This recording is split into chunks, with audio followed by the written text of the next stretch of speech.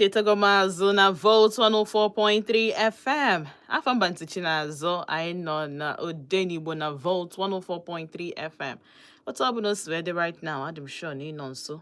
Ya adịm sure na ị nọ nso na redio gị maka na today achọrọ m icheta ụmụ agbọghọbịa. Ụmụ agbọghọbịa, ụmụ agbọghọbịa ige m ntị taa. So, ihe m bịara igwu unu bụ ọ bụ na ị nọ n'ụlọ, ọ bụrụ na nwata agbọghọbịa nọ gị nso, biko si anya nọkete nso na fon ya, na redio rather. Ma onye tinye redio dị na fon ya, because enwe m one or two things needed ịgwa ha this Christmas, this period. Ka hapụ ebu na ihe belụ na 1964 ga-ebekwa ọzọ. Ife bee na 19 gbirigidim ya bịa na 2025 bịa bee, ka hapụ isi na agwara gị agwa. So ọ bụ na ịbụ nwa agbọghọbịa na-anụbe di mana ịdịgo ready ịnụ di, but ọ dịghị ka na o nwere ife na-abịa, nothing is coming forth. Ịghọtago? Just nọrọ nso. Achọrọ m inye unu ohere ka unu nwee ike gada ụmụ agbọghọbịa as many as you can, ebe ọ bụla ị nọ na-ege m ntị. Nwa gị nwaanyị o, nwa nwanne gị nwaanyị o, nwa nwanne gị nwoke o, your sister, whether younger or older sister. So long as na ọka dị single, make sure na esi anya kpụgete nso na redio. Maka na the next topic nji maka ya wee bịa today bụ maka ha. M ga-enye ohere, m ga-enye time, m ga-enye enough time ka ha nwee ike ruo nso. Then ụmụ nwoke ya nọkwu nso, maka na ọha anwa ga-asịzi ma ọ na-eke esi wee mịa, na eke a ga-esi wee weta one or two, because obere knowledge nke nwe ka m chọọ ịbịa ka anyị tụkọ ọnụ. Anyị bụ ụmụ nwoke, ka mụ na ntụkọ ọnụ ka anyị nwee ike gwa ụmụ agbọghọbịa okwu tata. Maka na ọma mfekwa arụ ọfịaba arụ ka hapụ isi na ọnụ na anya fụrụ mana ọnụ ekwuru. So anyị ga-ejisi ike nọtụ nso, ọnọdebe nso na redio anyị ka ị nwee ike nụ ihe nji maka ya wee bịa taa. Meanwhile, anọ m live on YouTube. Jee na Volt Odenigbo, jee na Volt Odenigbo, jee na Volt Odenigbo. Just itinyekwanalụ YouTube gị na, jee na YouTube app gị, pịa Volt Odenigbo. Ọ ga-ebubata gị na your YouTube, mepee the search space, type of Volt Odenigbo ka isonye n'ihe a na-eme. Mgbe nna chetala azụ ka anyị engage ka ngwụ na ihe nji maka ya wee bịa n'ụbọchị nke taa. Agakwana ebe ọbụla nna cheta azụ. Afọ mba ntichi n'azụ, ịnọ na Volt 104.3 FM. Kịta bụ oge ndị Igbo anyị na-akpọ Odenigbo. Na-asị gị ndeewo, jide onwe gị aka o. Agakwana ebe ọbụla ịchọgodo ịga bụrụ redio gị na-aga, because start ọ dị very very important na anyị kwuru ihe ka anyị mara ebe anyị kwụ, ka anyị mara ihe anyị na-eme, ka anyị mara mgbe anyị mechiewere ihe azụ, ka anyị mara mgbe a na-enye anyị sign anyị amarọ, ka anyị mara mgbe a na-ala anyị anya alụkwanụ gị anya, mara anya bụ anya ogbugbu na anya ịmago nke dị mma, nke ọjọọ na nke mmịa ya. So ọ dị very very important. Na ebe ọbụla ị nọ, jisie ike nọrọ ọfụma, achọkwana okwu na-anachite azụ. Ndewo. And also, Ifeọma dị agwụ Ifeọma dị agwụ. So ya ọ na ị na-eme, kpachara anya gị, saa anya gị na mmiri, jisie ike.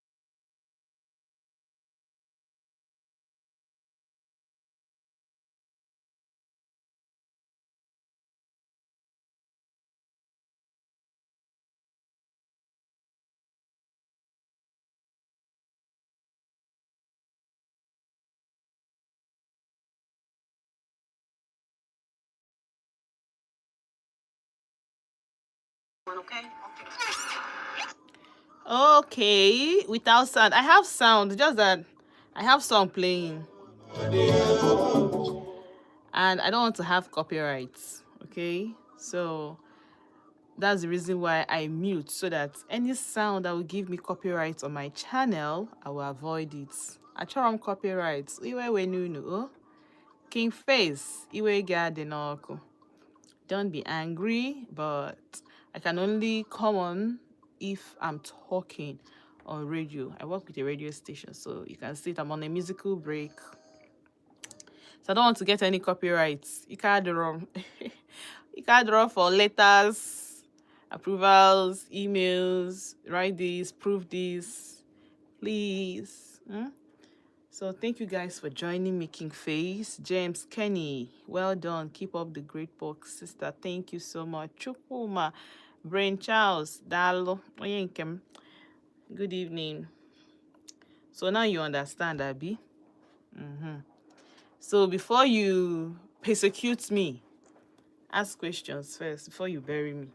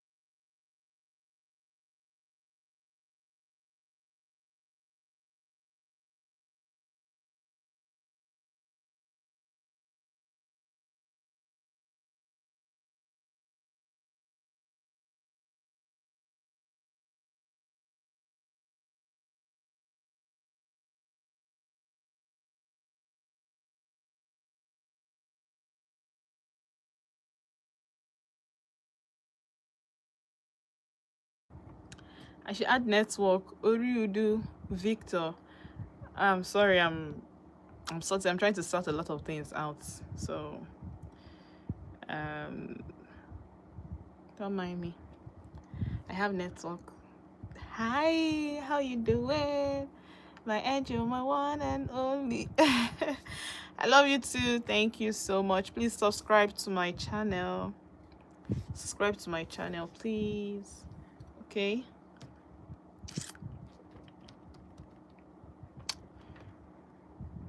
Okay.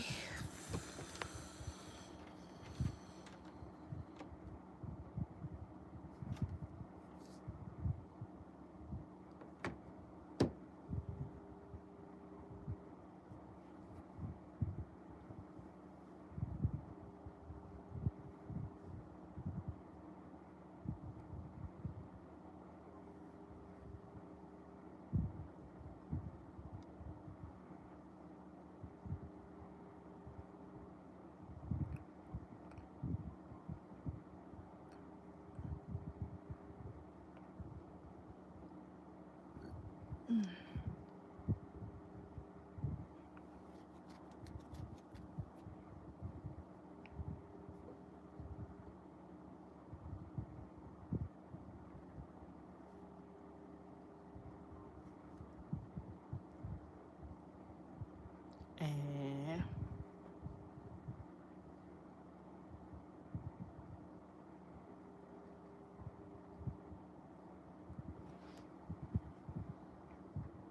I'm fine, George. George Fury, I'm fine. I'm fine. Thank you so much.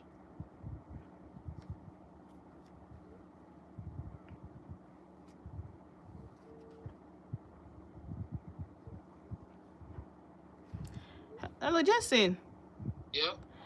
The advert, is it the ENIRS? Which one is? I should be. I just showed you now. There's the one. I want to know if it's different from the one the boss scheduled for 5 o'clock. No, no, no, no, no, no. Okay. I don't. It's not in the. We have not put it in the system. Okay, I just want to be sure. Yeah, yeah. All It's that right. one in there. Yeah. Okay, thank you.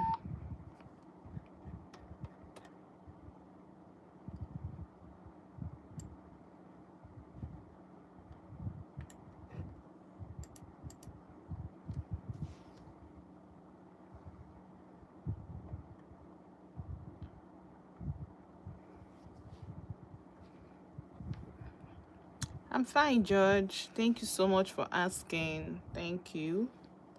Thank you for asking.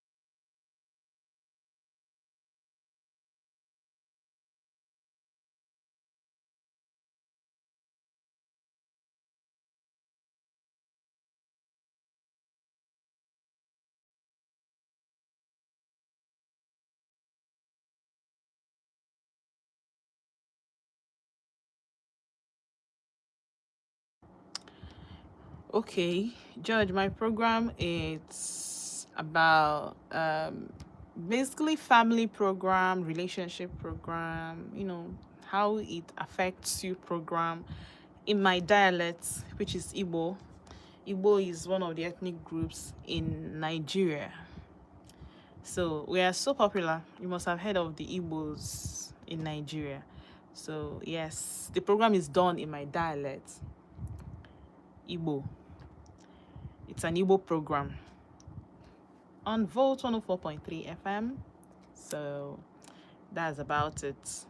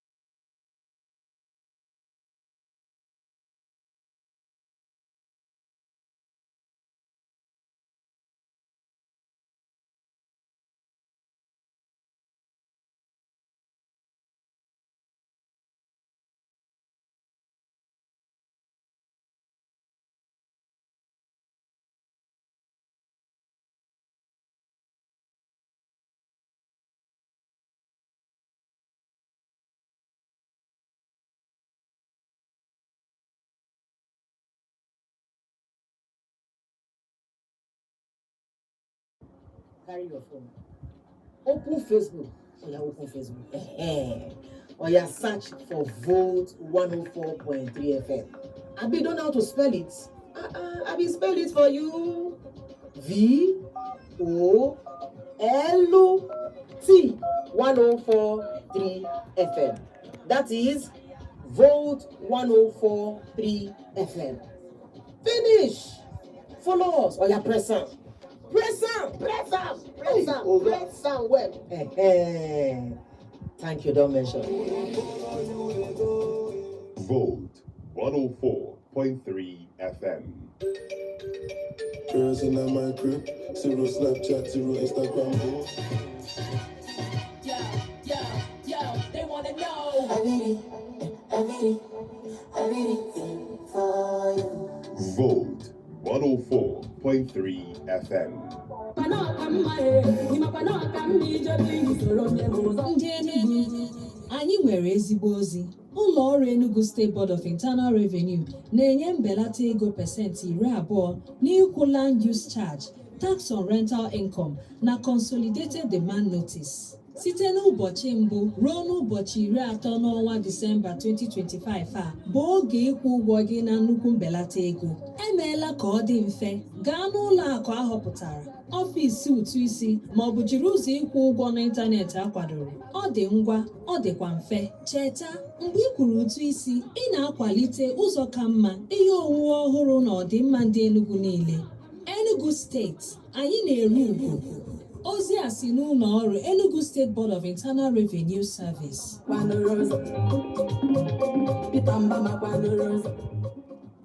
It's about to get lit. Welcome to the show and a presenter that won't stop giving it their all. Hi, my name is Ogio, your pilot one, and I'm passing the mic to the one that has current affairs in her palms. Hello everyone, my name is Odeli and I'm passing the mic to the judge and peacemaker in Volt FM Sports. I am Godwin and I'm passing the mic to the Igbo culture expert giving us cultural gist. Today we're going to Negemonte. I found Bantichinazo. Actually, pass the mic to Funya na de when he John Uku. Manobo Jembe Wilo. What's up, my people? I go by the name Nonto with the magic voice, aka King of Badbella United, and I'm passing the mic to one person who will agree for anything like talk at all. Hi, Volt family. My name is John, and I'm passing the mic to the driver. We know they collect fare, you know now. Hi, neighbor. It's Jason here, and I'm passing the mic to the one that has the magic to heal your broken heart. My name is Malaika, and I am passing the mic to you. Yes, you, for being part of Volt 104.3 FM.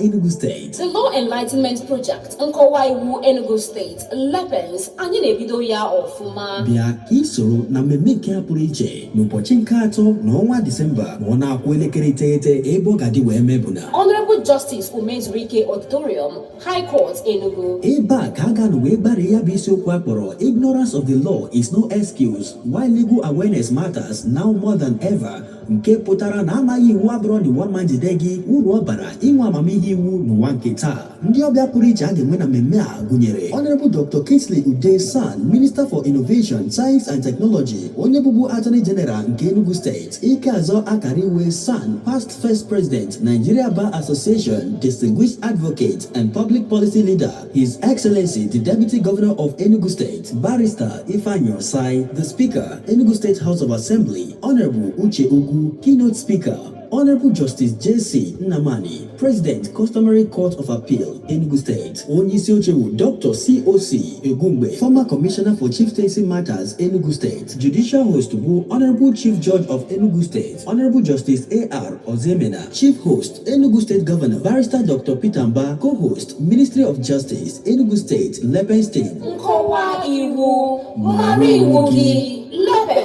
Amamihe bụkwanụ ike, ikpe nkwụmọtọ si na amamihe iwu. Ndị tinyere aka n'ozi a bụ Ikechukwu Maximus Ugoke Esquire, onye isi ndị Lepens, yana Oluchukwu Nwakọ Esquire, odeakwụkwọ ndị Lepens.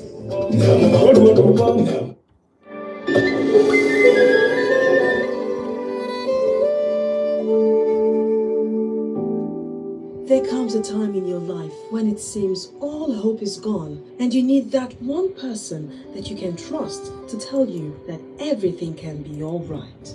There comes a time when you feel betrayed by a brother, a sister, a friend, or by the one to whom you said, I do. There comes a time when you're sick and tired of that addiction and just want to stop. Let's talk about it on Comfort Zone.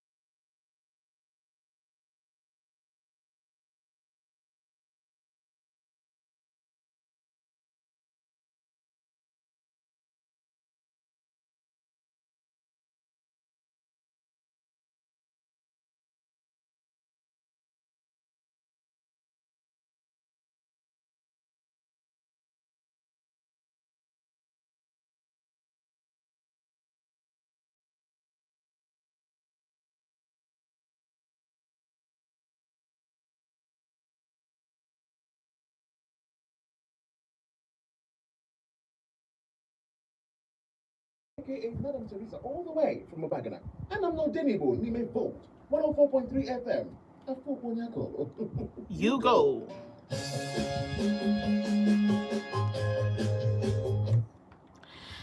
All right, anachetago mazu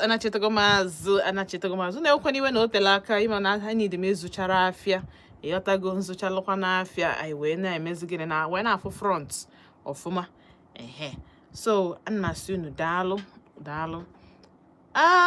ozi ziri unu ka eku nsi wee jedebe asị m unu kpọkụtanụ ụmụ agbọghọbịa nso ndị niile na-anụbeghị di ndị niile chọrọ ịnụ di na the truth bụ na whether you like it or not onwego ka esue December sue condition on itself for the period eji achọta di, for the period eji anụ nwanyị, for the period nwoke eji afụ nwanyị si na ọ chọrọ ịnụ ya, for the period nwanyị ji edozi onwe ya si na ọ chọrọ ka nwoke fia ịghọtago. So onye ka nji esi unu kpọkụta nọ na onye ọbụla bụ na ọ bụ agbọghọbịa nso kpọkụnata ndo, especially ịdị sure na ịchọghị ịnụ di.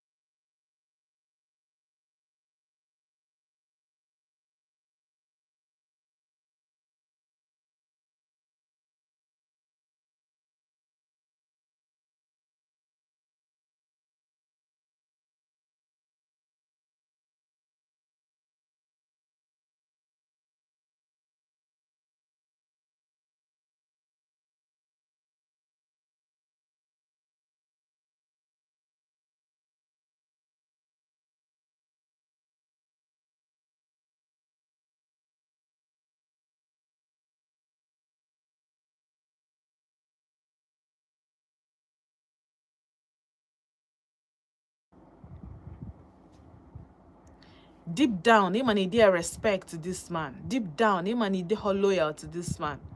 A lot of ụmụnwoke anya ruru ani carry ụmụ nwanyị. A lot of ụmụnwoke anya ruru fani carry ụmụ nwanyị. Si nwere ike iche na iwu game master. Ewe, ndo, sorry o. I salute you, ma. I salute you, sir. Ihe ahụ iche na ịma, nwoke ahụ makwa ya. So ọ bụ na ịdị plain, ịdị open-minded, ịbịa with obi chọọchị gị, ịdị loyal, ịdị respectful. These are the two things for nwoke chọọ settle down with you. Like I said, enwere formula, but enwe trick. Ịghọtago?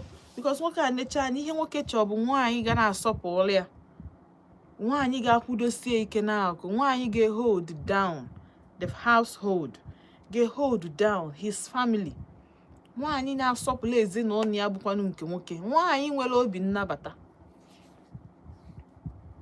Ọ bụrụ ọkpọkịrịkpọ.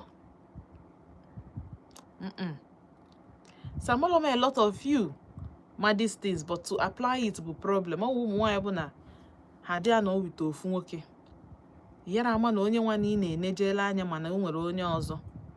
Ọ na ị nọ wite ofu nwoke mana anya dị gị n'ilo. Ọ bụrụ ya bụ loyalty. Ị dị respect nwoke. Afa gị bụ sorry, because apart from love, ihe ọzọ nwoke need kwa bụ respect. Yes. Oh, respect. Ọ bụ na o nwere nwoke gị na ị dị respect ya. Nwoke ahụ mana ị dị respect ya. And don't want based on any other thing. One day that now gonna frustrated at that marriage. I don't record Jawana Katasine divorce. You got okay. After 20 years of marriage, after 25 years, I seen a divorce. So it's no again. I brought no love wrong when you come and disrespect Kali. And we can work out wrong na beer. Why we be loyal, but they are respectful. Why nwoke pụta onwere ọnụ, onwere say. Ihe ahụ ọ chọọ ka inye ya, onye mere sometimes ụmụ ihe a na-emechu nwoke ha agbapụ n'ilo. Hapụzie n'ilo, ha fụzie ya ha na-achọ n'uke enu. Na onye ọzọ nọ n'ilo ya enyenwu ha anya. Ọ bụrụ gịnị? Peace of mind ka ha ji echọta n'ilo.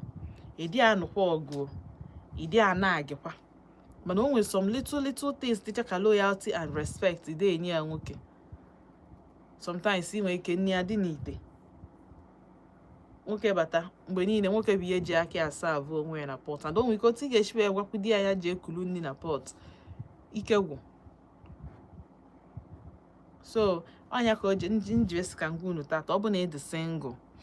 A wee notice na ị nwere respect. A wee notice that na ịdị loyal. A ga-arapụ gị.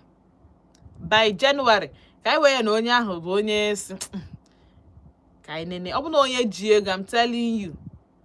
Hey, January ọ na-eme trad na-eme white wedding na onye ọzọ. Trad and white wedding na onye ọzọ adị asị ya ndo. Adị ejeri ya. Then onye nke si ka onwe ndidi ka eji nwe plan ọ Easter. Ị na-anụzi na onye nwanne gị na ya ni together na December na adọwi ka ọ bụ na ọsụrọs dị gị sef it's over ma ka anyị gbasaa na ọwa ọkọrọ ọnọrọ gịnị a na-emekọkwa ọ nọ n'iru gị ọ rada ọ nọ n'azụ gị ama m ka m ga-eshi tinye na plan marriage with another person. Ọ na-eme cha but na play na my prayer bụ na this year heartbreak amambo our portion. Yatago breakfast amambo our portion. Ihe ji weta okwu ebe a bụ na no December ka anyị na ha bụ ya 2nd December ka ijiri na gboo. Ọ bụ na o nwere onye n'obodo ibi ị na-eme expect ọ bata. Ọ na-aya 2 times. Ọ bụ na ihe ngozi na-enye na gịwa bụ nke iro adị enye ọ ya anụ ngozi and onye nwere ka ọ bụ na onye gịnị akpabago since because I keep wondering. Ihe nọ na wonder ana m asị kedu ihe mere ụmụ nwoke ị ga-afụ nwoke nọ na relationship fe mari oje nụọ nwaanyị ọzọ. Kedu ihe mere ụmụ nwoke ji ahapụ kalenda na ha ma wee jukata ese jụọ ese. O nwere ofu onye nke sị m na enyi ya nwaanyị na ọ si ya akwụrụ na ọ dị akwụ na ọ si ya mee ihe otu a na ọ ya argue godu first before wee mee ya. Nna wee fụzie nwaanyị ọzọ na the girl just visit ka ọ bịa visit mana one thing no notice bụ na from everything ọ gwa that girl from A to Z the girl emere pepepepe ọ na-eje fancha na onye uche ya wee gbazie na the girl dịka na onye adịkwa mmụọ ọnụnụ na ọ dịkwa ka ọ ya adaba. Sị ya unu adịghị alike ụmụ nwoke unu adịghị alike onye na-asị unu oke otu edi ka eme ya ka bi na B ka yenyekwa the same results A yenyekwa anyị na ọ bụ na isi na because nke nwoke suggest the A way gị wa bụ nke nwaanyị na suggest B way maka na B way dị easier than nke nwoke. For example, isi for example kita ịchọ ịga ogbo ete enyi gị nwoke si gị ngwa banye chata ọ ya akara ma ọsịsọ ije pụta gị ọ na-asị mba ka ịbanye bọs na nwekwana ihe iji taịm gị eme enweghị ihe na-arụ ọchịrị ka m jiri chata ka oke si gị mba na achọrọ m ka ịbata ọsịsọ jee buru chata baa hapụ bọs ị na-asị mba na nwere ihe na-arụ ọchị ka esevu ọsị gị ọkwa egi ya ọkwa ya na ha afụ na ọsị gị meeli ya ebere ọkwa egi ya. Sometimes ụmụ nwoke just try spend their money right mana ụmụ nwaanyị ụfọdụ na-eme too much home training ga na-emezi gị na-argue with nke nwoke pụtazi ọfụzia gị asụ onye na-eme argue nya nwa makwa na ego kirisi but at that point ọ chọrọ so a lot of ụmụ nwaanyị dị insensitive gị na nwoke for like complete 3 minutes 4 minutes unu na drag ahịa eji bọs ka ahịa eji chata wee ga ahịa eji keke nke nwoke na-asị gị banye na achọrọ m ka ịbata ọsọ nke nwaanyị na-asị gị mba honey ka m banye bọs all the same thing ọ na-asị gị mba na ọ bụrụ the same thing na nke a nwaanyị eme gị bata ọsịsọ na nke a ya edile gị na ọ bụrụ ya bata in the next 1 hour na ọ bụrụ na ị baa bọs ị ga-abata in the next 2 hours ọ gwụchakwa some of the times that's the case or na a na-esi nri n'ụlọ enyi nwoke sị gị oke ehu na rice shie ya ka ọ taa time adịrọ isi ya isikwa ya nwoke a na-echezi nọ ka rice taa ka ibuchiete pịam ihugo rice onwe ndị na-ehu rice ehu nya second osisi oyego ehuo ya ọ pụtazi ọjọọ ga-esi ya babe ihu rice a ka ishiri eshi ọta sị gị babe na ehu m ehu nwoke na-adịghị ekwu okwu ga-ene gị anya gbakọọlụ gị asị oke onye nke adịghị ege ntị so ọ dị very important before isi na John Bosco ahafụkwa gị o wee jee nụọ nwaanyị ọzọ jiri anya gị ọnya ka m ji asị gị ndị asị ndị mmadụ jụọ ese ịjụ ese abụrụ sọsọ family gị ije ọ bụ na ị chọọ ịnụ di ọ bụ na ịnụ na the man anụgo nwaanyị try your best jụọ ese the first wife kedu ihe mee the first wife wee hapụ ya ọ bụ na gị bụ nwaanyị gị na nwoke dị na mma ọchị ịnụ inotisie na ọ nọ nwaanyị ọzọ gwara gị ọ mebi na ọ gwara gị jiri idea chọba the new wife mana ihe dị gị elu na-eme ide emeta ị ga-afụ a change ị ga-afụ ihe bụ ihe ahụ I'm telling you ụmụ nwoke dị intentional and ha dị very patient ha gwaghị nke izu gwaghị nke edo gị na onye a na-egide ya 1 year 2 years sọsọ na ọfụrụ ihe ahụ ọ laikịrọ ị na-eme oche na oyi edinwu ka nwaanyị ọzọ mee ya I'm telling you onye na-eche ya ọ ya asị di anyị ihe a bụkwa the top most ihe m na-achọ na nwaanyị o ka hapụgodo nkechi nna cause nke iru adịkwa ka onye ga na-asọpụrụ cause ịsọpụrụ nwa nwoke ịdị nwa humble sọpụrụ nwoke marriage gị aka last karịa ndị coconut head ntị plastik na-adị anụ ihe agwa ha ofu ha ya achọ ime nke ha chọrọ imegodo first ife ekwu eziokwu ihe ọzọ iche nọ ihe niile sorry mgbe niile ị apologize ya forgive oge so ya ka nsịkwa ka ngwa unu na ọ bụrụkwa na iso na ndị bụ na ị chọrọ ịnụ di this month before this year agbanalị gị mana ị dịghọ respectful ị dịghọ loyal otu ile ọ bụkwa afa gị ihe bere last year ka ga-ebekwa this year na ị ga na-ajụ onwe gị why this is why emego m ka ị malụ na this is why ịghọtago so kpọọ m na 07060485853 ma kpọọ na 0915-570-8347 Obu ni ibu nwoke feel no one or two things ichọkwala add to them, especially ndị be na fan go for wine. This is an opportunity ịgwa fife attract to your wife. Ka hapụ mma na love. Basically, kwesị ịnụ onye love. Because that's one thing na-eme mmadụ onwegodo soft spot ebe ịnọ. Ịghọtago? So kpọọ m na 0915 570 8347. Ma kpọọ na 0706 048 5853. 0706 048 5853. Ma kpọọ na 0915 570 8347. Hello. Keke ime. Uhuru Chioma, ka afa gị na-ebe isi akpọ m.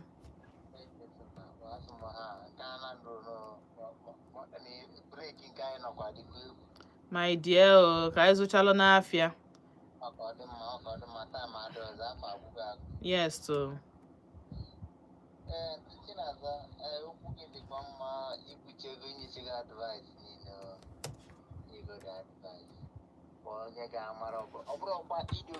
For this month or for this year, no, you could be obedient to my delegaba because you have here marriage.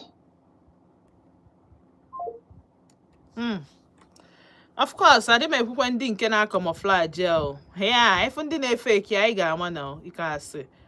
If you're awful. I found the fake, yeah, it doesn't do more. I ain't more patience. Patience go okay. Fair marry when you do your JB. Your family. Go to Christmas na have na call flop. When you open another humble. Baru. Hello. Hello. Okay. Only I humble. You got to go. Fair marry she will start complaining to you. Or complain panalo. To one gembo. Oh, we have been get a mother named gist DJ from complaining. Gist, oh, we have been ha, baby. Maggie, we make mommy give the past sweet to mommy go to a cousin, so we go. Oh, we have been a mother complain. Nah, baby, in the boon, you want so woo, since morning can name. So, he get check a lot of it's okay to complain, but always you complain, mother get complain, is a man or walker. Hello. Mgbede ọma ka eke ime no ka afa gị na-ebe isi akpọ m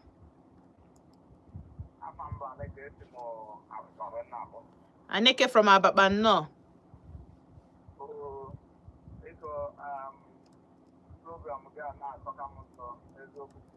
oh daalụ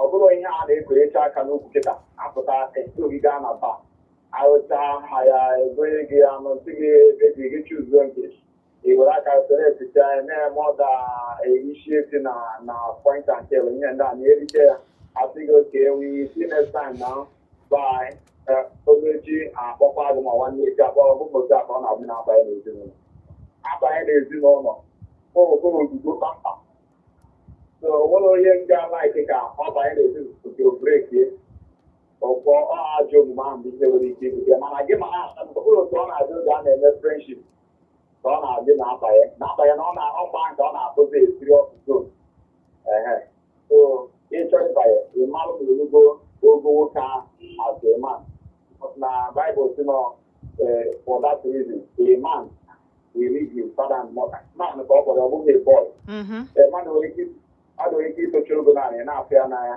olu ma 35 olu ma 40 mana ọ bụghị a man due to the type of behavior and understanding unfortunately na mara ma irugo okwu that a man ọ bụghị n'ime nwaanyị na-ege ị ga na-ekwu ogo nke dị mụpụta ha ihe uche gị ga-agwa bụ ha na-ere n'ọnwaanyị ka ọ bụ maka na akwụkwọ nsọ dị wika vessel anyị nwa na nwaanyị bụ nwoke bụ wik mana ha bụ wika then gị nwa bụ nwaanyị na oge chọkwa ịba ebe ịnekwezi ya mara ogo nwaanyị hapụ ịbụ na ọ na ibe gị anụsigo na ndị ọgbọ gị anụchagozi ihe aka iji wee chọọ ije were biomis kote ofu ewu n'ụzọ aghụghọ ije banye ebe ahụ echizi ya ihe bụ ọ na-awa ọkụzụ ahụ so ọ bụ na ị na-ahụ gị ma ma erugo ogo nwaanyị ogo nwaanyị a woman bụ a woman you must be that woman before you enter into family ọ bụghị na ị mụrụ nwa breki to be a woman because ịbanye ebe ahụ iri nwụcha asụ ịmụ nwaanyị agaghị esi Mr. and Mrs. Toledo, even without him, so he gave people my arm and he Google wine. If I have on the mind, but he got in there. Love. I now wear the love, I know edge the ways in honor. You know, the ways in honor, you know, that's love, prayer, and the commitment. Why are not by a friend? If you are not committed, here my time is not the many moon as the woman. Oh, my God. So thank you very much. You see, I have other advice in the Umoki, the Makaman won't be a family man. They have 5 children now. So thank you very much. Wow. Oh, darling. Okay, OG 5 children, he goes, and that is the beautiful thing about ODENIGBO. Or just the people need. Can they whatever. Dalo. Hello. Good evening. Kekime. Ka afa gị na ebe isi akpọ m. Afa gị bụ gịnị? Okwu dili ede ka ebe isi akpọ m. Nnọọ. Daalụ.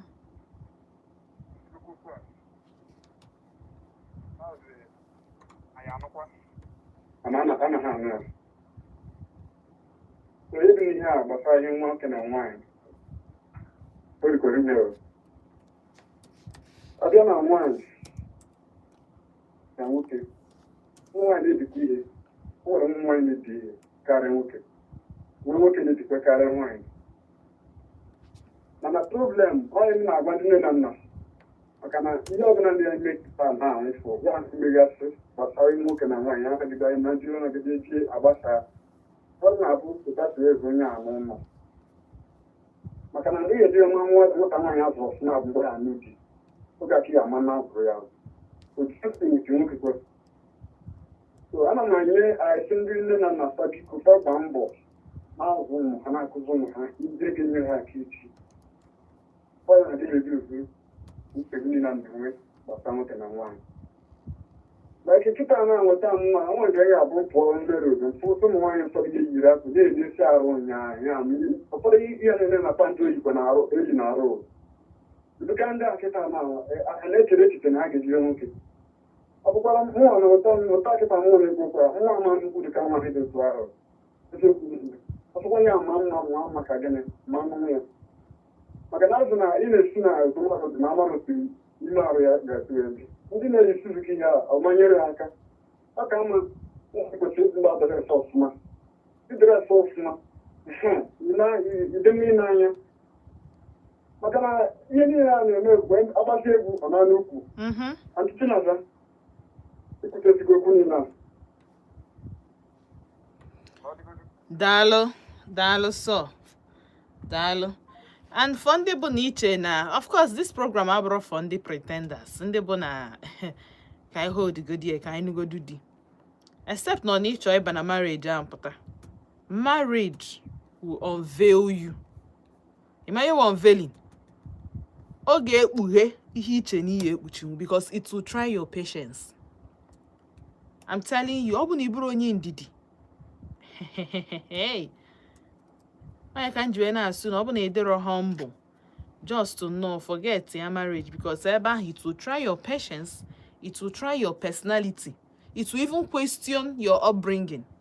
But ọ bụ na ịdị disciplined enough, ị ga-ama na ihe a bụ trying times. You want to go? Ị ga-ama na ife a niile bụ trying times. Ihe need to calm down near your marriage 10-15 years. 10-15 years. Everything will normalize.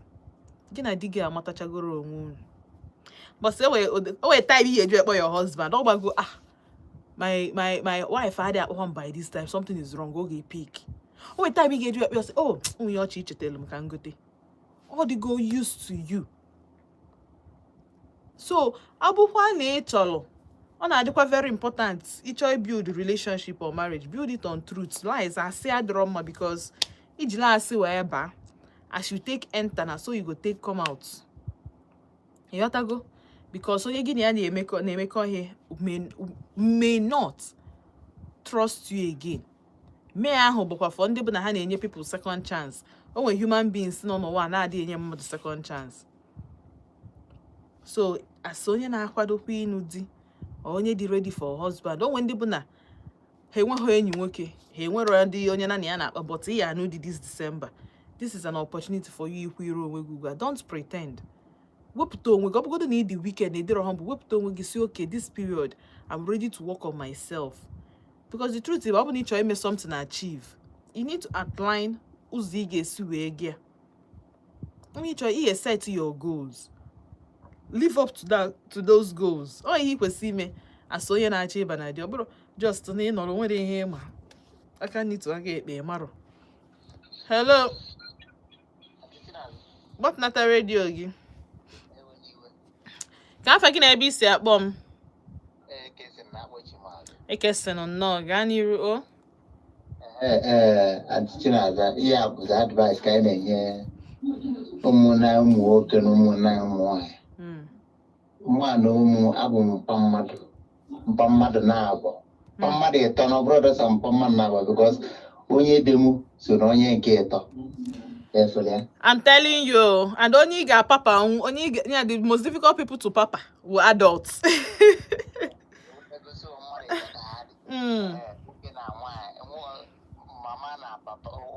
Nabo. Abukwa ni nwe younger sisters gunyekwa ha ni ao. Okay.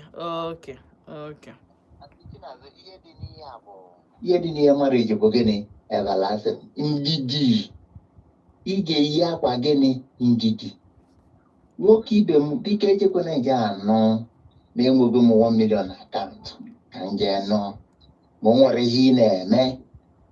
Ma o nwere onye ebe gị na-eme. Ma afa gị bụkwa gịnị? Sorry. Ma ọkwa ihe ị na-eme. Onye bụ n'izu ugwu nwoke. Ọ bụrụkwa nwunye gị kwuo gwa m. Ịjụ asị atawaanyị. Gwa o ji kwuo ebuga ekwe nwoke. Nwoke ibe m na-ege ntị ka m na-agwa. Ọ bụrụ nwunye gị onye gị na-aracha ịnụ na anụgo 1 year maka na ị nwere obere nche ego na akaụntụ. Ije bulie dese n'ụlọ. Okwuzi ofe machie ya ntị. Ọmụzala gị nwa nwaanyị akwuo. Ịjụ apịa. Nwoke kwuo. Nwaanyị akpọ onye iyi. Unu ezube ekwe. Unu elube ekwe ogo. Ọkakwa mmanụ n'ujele. Counseling. Marriage course. Whatever what year in a marriage. I've been now going to keep them now. When them deacon. Advice and advice I can and teaching as a kuchego. Brother and ya kulopulate, kuchegi and but just I could as an antica Uganda or bro noga haka or bugini abuata. Yamala so it's organic, it's so unequal. Yamarakwa so no cookie came a cosafu. Ya in a soon equal. Ona da tintinti. Sukede no koge.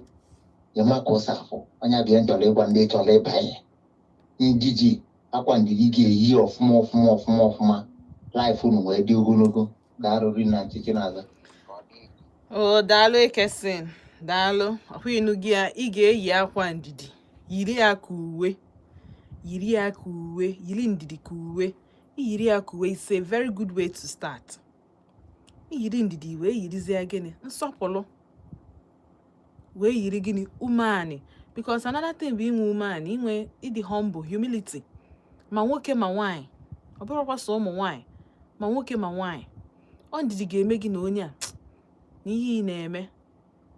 Mana ọ nwekwa some rubbish character mmadụ ekwesịghị iteke. Onye ka ọ ya wee na-echekwa ịmalụ nke ihe emenwu na nke ịma mmenwu. Because a lot of people cannot deal with ụlọ dị dirty.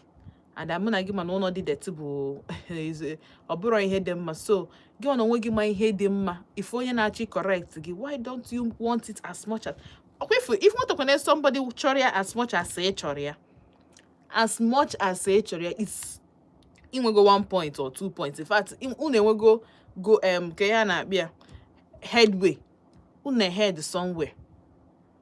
Mana kwa ifuru onye nke ya wee na-akọ A, ọ na-akọ C, I'll still emphasize on ndị na-akọpụ akọpụ. Kpachala anya fa.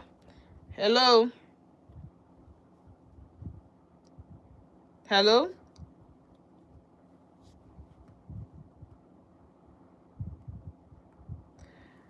Okay, ọ dịka ọ network. Just ike kpọghachi m azụ. 07060485853 ma ọ kpọọ na 0915-570-8347.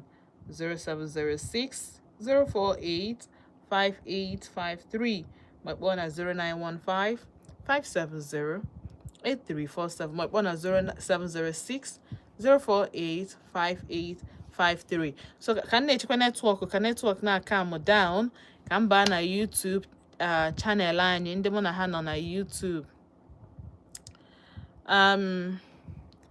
George, so what is your program? Okay, akọwagolu gị Odenigbo ebe anyị na-akpa nkata ka ụmụ nwanne anyị na-eji asụsụ anyị wee na-adapị okwu ọ na-adaba.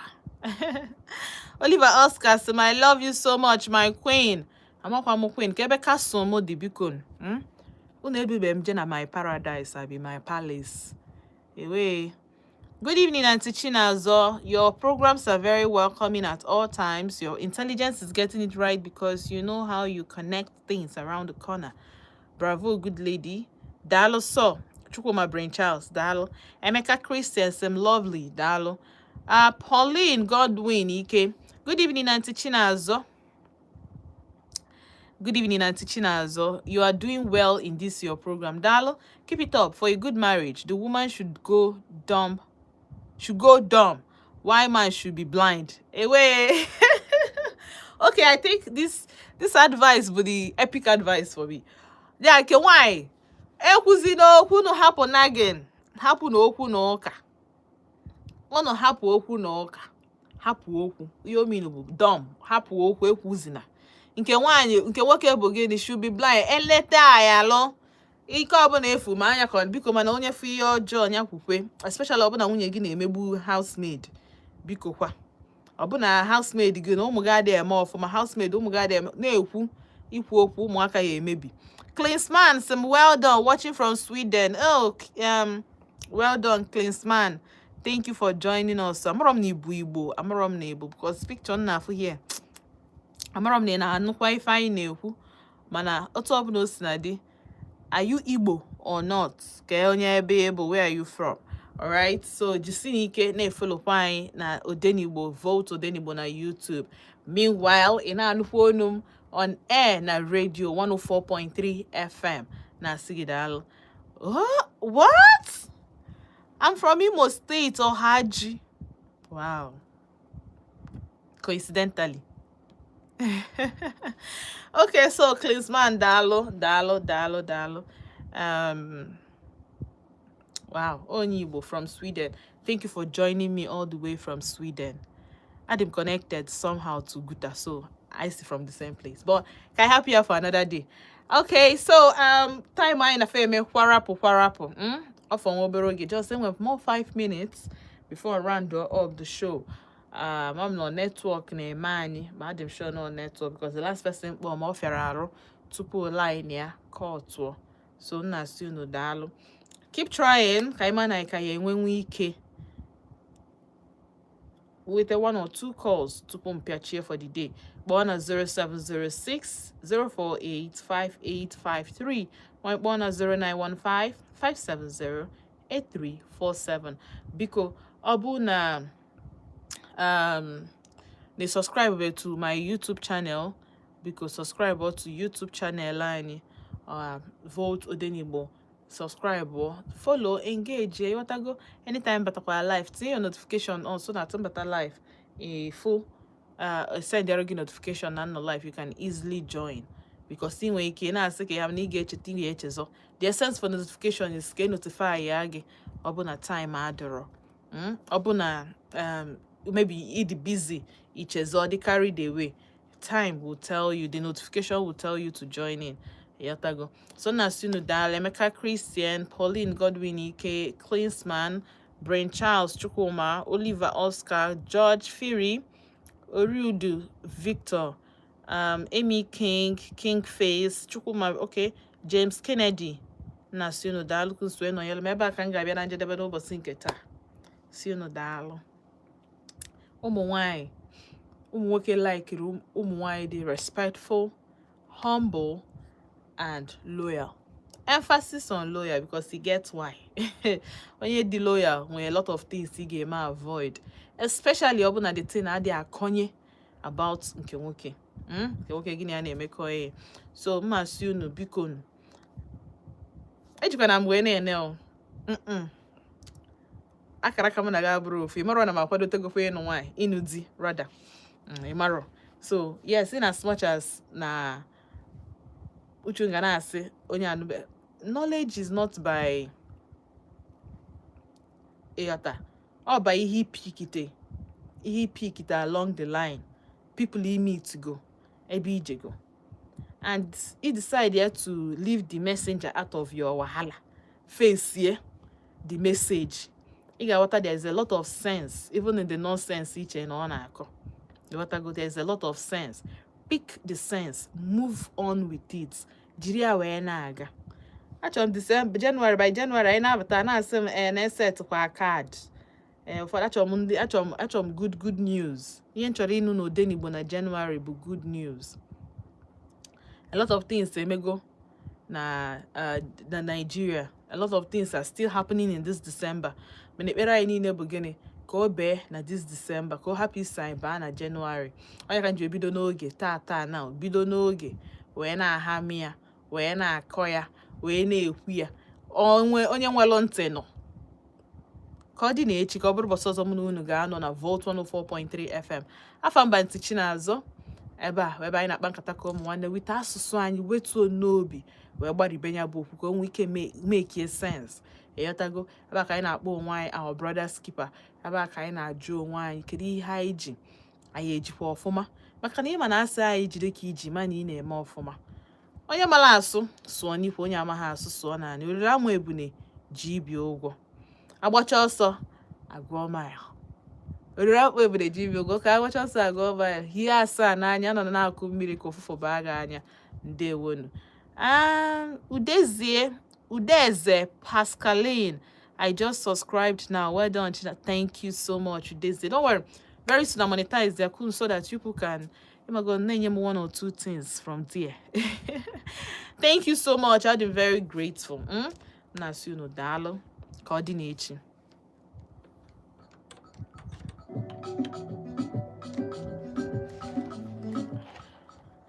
Okay guys, thank you. Didn't know yellow na YouTube dalon.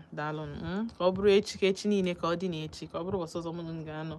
Na Vote 104.3 FM or rather Vote Odenigbo na our YouTube channel. Na suno dalo deje. No forma. Thank you, Deze Pascaline. Thank you for subscribing. Klinsman, I hope you subscribed. Dalo. I'm on the phone now for her. Dalon.